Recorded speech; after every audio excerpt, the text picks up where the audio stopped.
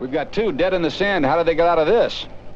Initially, it's up to the co-driver. He'll go around the back of the car, grab the handles on the trunk and bounce up and down and try and give it traction, and then shout for help. Hey! We wait for people to push us, huh? That's all? Because the problem is the engine gets too hot. Will you be losing too much time now? Or have you got If plenty? it's going quick, 5 minutes. That's all. They're going to have to be quick because they're blocking the whole road. It's a hazardous situation for the cars that are stalled and the cars that are coming up from behind as well, because if they stop, they get caught in the sand. They can't afford to lose any traction.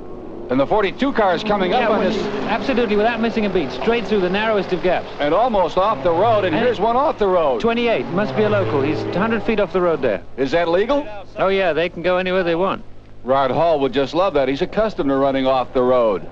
They're moving down toward Mombasa now. They'll get a 6-hour rest stop there. The conditions, as you see, greatly improved. A beautiful blue sky with puffy clouds, and the road surface just as rugged on the cars and drivers as ever. And the leader, number 4, still way in the lead, but number 7 has now caught him up. He's in second place, Shakameta.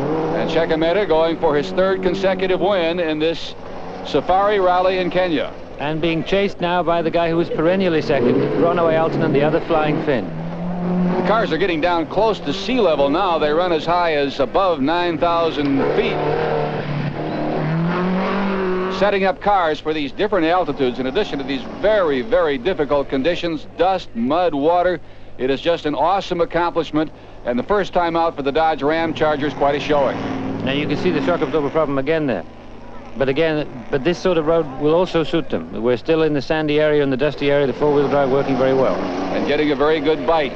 The beautiful countryside of Kenya moving downstream toward Mombasa. The driver's not enjoying the scenery much. That's what it looks like from the inside. Yano, that driver's not wearing a helmet. He doesn't wear an overall either. The uniform is T-shirts and shorts. If you think about it, 3,000 miles with a heavy helmet is not on. And you can see how much dirt they collect and how much dust they raise going on behind as they get into Mombasa. Beautiful port resort city, and this is a rest stop, and boy, it's got to be a welcome stop. A 6 hours halt they get here.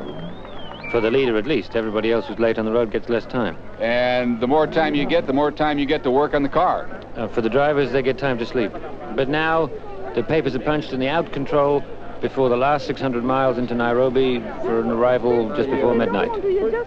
And now begins the second half of the second leg, and the second half of this 3,000-mile-plus rally uphill toward Nairobi, and quality's beginning to tell, Yonto.